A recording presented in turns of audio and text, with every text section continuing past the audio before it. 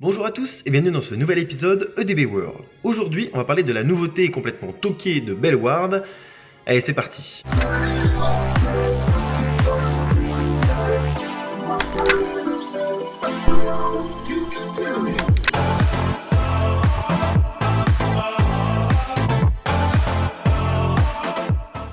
Avant de commencer, je vous invite à vous abonner à cette chaîne YouTube ainsi qu'à me suivre sur mon compte Instagram. Parmi les attractions les plus populaires dans un parc d'attractions, nous retrouvons facilement les attractions aquatiques. Ces dernières, lors des grosses journées d'été, sont même prises d'assaut au même titre qu'un roller coaster, voire même davantage. On pourra citer en exemple celle du parc Astérix, celle de Nigloland, d'Europa Park ou même de Fantasyland, qui, lorsque l'hiver arrive, pour certaines, continuent à tourner, et ça Bellewaerde l'a très bien compris.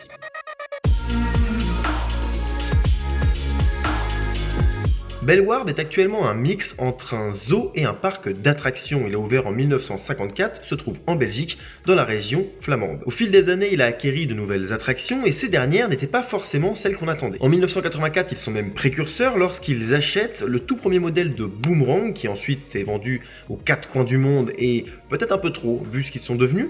Mais quoi qu'il en soit, Bellewaerde fait partie des premiers à l'avoir acheté avec La Ronde qui se trouve à Montréal, donc bon, une sacrée distance quand même. Ce sont les deux parcs qui ont ouvert la même année les tout premiers modèles de Boomerang. Certains diront que bon, c'était pas forcément la meilleure idée qu'ils aient eue parce qu'elles ont mal vieilli ces machines, mais dans les faits c'était précurseur et pour l'époque c'était franchement bien. De manière générale, on retrouve une grande diversité d'attractions à Bellewaerde, avec par exemple un modèle de Topple Tower du constructeur Huss qui pour le coup fait un très bel effet dans le parc, mais qui est une calamité à entretenir, malheureusement. Et certains parcs peuvent en témoigner, comme par exemple Walligator. En 2013, ils ont ouvert Huracan, qui est une montagne russe se passant essentiellement en intérieur, avec une partie dark ride au début qui est franchement sympathique. Pareil, ça change de ce qu'on a l'habitude de voir et c'est bienvenu. En 2017, ils ouvrent un double parcours de luge d'été qu'on considère comme des montagnes russes. C'est complètement inattendu.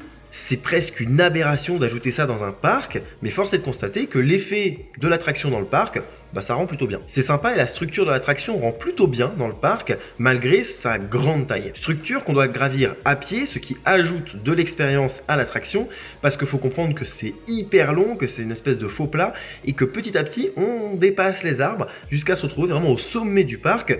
Franchement, l'image est plutôt cool. Mais le meilleur ajout dans ce parc restera Wakala, qui est une attraction du constructeur Gerstlauer, un roller coaster qui sillonne à travers les arbres et remplit parfaitement son rôle d'attraction familiale. Avec en prime un petit retour arrière qui est franchement agréable. Un parc atypique qui est détenu par la CDA, donc la Compagnie des Alpes, qui détiennent entre autres le parc Astérix, les parcs Walibi et j'en passe.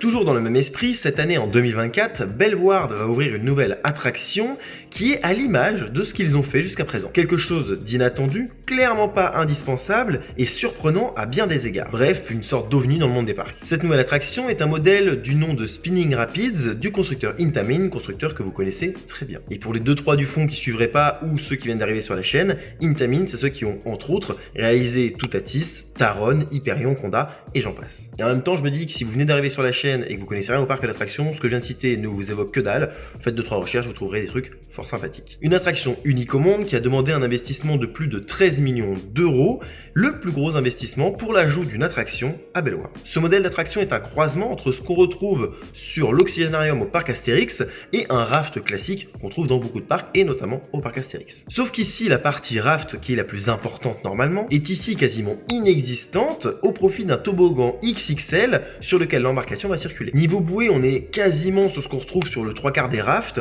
donc une bouée assez lourde, assez massive avec des sièges en dur, pas comme sur l'Oxygénarium, justement on a tout ce qui bouge, c'est une vraie bouée pour le coup. Donc l'avantage c'est qu'on sera mieux maintenu, mais surtout on sera plus lourd, ce qui fait que s'il y a des chutes, etc., on prendra peut-être un peu plus de vitesse, on aura plus d'inertie, et ça c'est cool. Au passage, vous pourrez embarquer à 8 dans ces bouées. D'un point de vue thématique, on avait à l'origine une montagne qui devait être érigée avec la figure principale de l'attraction qui devait reposer sur cette montagne, et elle devait faire également office de gare. Aujourd'hui, ça a évolué, et on se retrouve avec des bâtiments plus classiques, mais que je trouve tout de même très jolis. Alors la montagne, c'est vrai que ça change un petit peu de ce qu'on avait l'habitude de voir, mais les bâtiments, ça a un côté plus festif, plus pimpant, plus agréable je trouve, donc ça colle pas mal avec l'idée de la zone.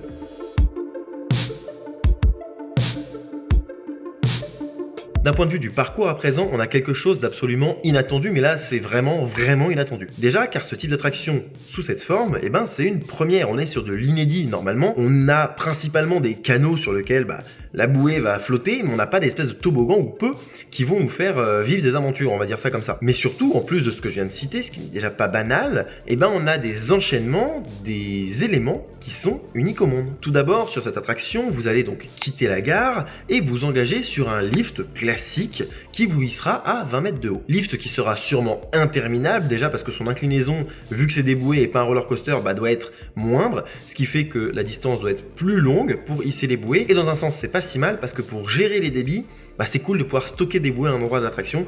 Là, c'est dans le lift, donc c'est parfait. Une fois arrivé au sommet, vous vous engagerez dans un toboggan qui vous mènera au pied de l'attraction, à la suite de plusieurs virages et quelques lignes droites. Je tiens à préciser tout de même que le toboggan est super long, parce qu'on passe quand même de 20 mètres à quasiment 0, ce qui est colossal, mais surtout, étant donné qu'on perd autant de hauteur, on risque de prendre beaucoup de vitesse, et ça, c'est très bon, parce qu'on risque d'avoir du coup cette sensation de perte de contrôle un petit peu et de se sentir un peu vulnérable dans ce toboggan, qui est une belle chose, parce que si ce n'est que de l'impression, c'est super. Vous dites sans doute, bon, oui, mais 20 mètres, c'est pas si haut finalement. C'est 1 mètre de moins seulement que le point le plus haut de Wakala.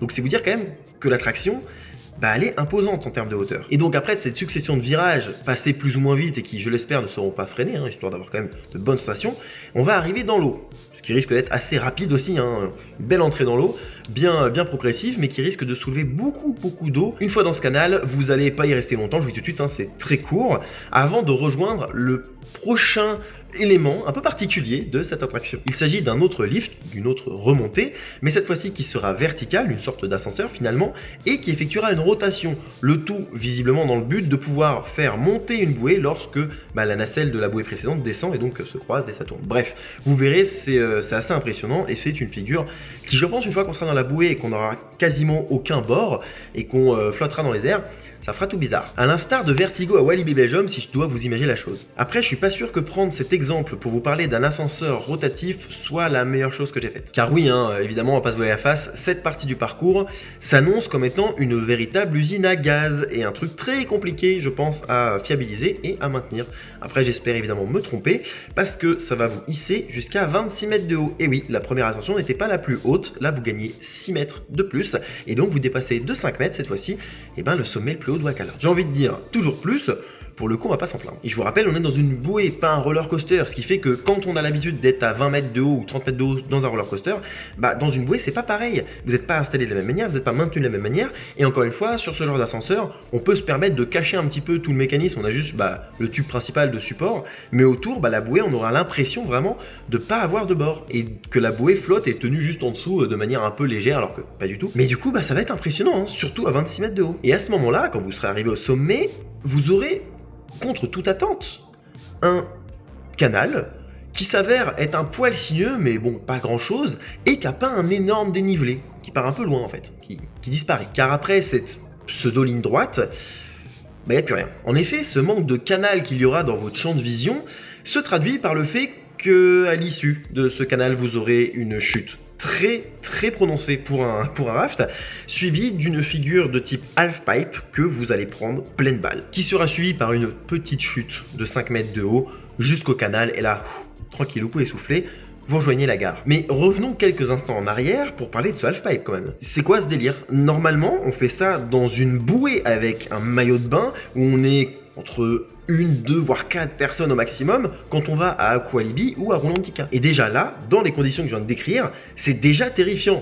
Après, j'ai peur de l'eau, mais c'est terrifiant quand même, car sur cette attraction, vous serez dans des bouées massives, qui seront donc lourdes, encore une fois, avec potentiellement 8 personnes si vous embarquez à 8 personnes, et oh boy, embarquez à 8 personnes pour vraiment kiffer votre ride. Je pense que vraiment, on n'est pas prêt pour avoir de telles sensations dans un raft. C'est vraiment contre-intuitif, je vous garantis que c'est contre-intuitif. Je serais même pas étonné si tout en haut, ils rajoutent des tapis un peu comme dans l'Oxygénarium, afin de freiner au maximum les rafts, pour les faire rentrer le plus doucement possible dans le half-pipe. C'est une spéculation de ma part, mais je serais pas étonné s'il le ferait. Au passage, je sais même pas comment on peut imaginer un tel bousin et se dire ok, on va créer ça dans un parc. Ça n'a aucun sens. C'est très bien, mais ça n'a aucun sens. Bon, après, il y a une Tamine qui est assez fou derrière pour dire oui, on va le faire. Mais c'est quand même dingue, quoi. C'est une totale découverte pour nous, mais pour le parc et même pour le constructeur, je pense, d'aller aussi loin dans la technologie des rafts. Le parcours, d'ailleurs, je l'ai pas précisé, mais il durera 7 minutes. Hein, voilà, rien que ça. Alors oui, il y a pas mal de lifts, etc. Mais 7 minutes, c'est pas rien. Hein. C'est de la grosse attraction. Vous en avez pour votre argent, entre guillemets. En termes d'expérience visiteur, c'est quand même exceptionnel. Ça plutôt beau, et en plus, ça va interpeller, intriguer le visiteur quand il va arriver dans le parc, un peu à l'instar d'une structure de montagne russe, sauf que là, bah, ça n'en est pas.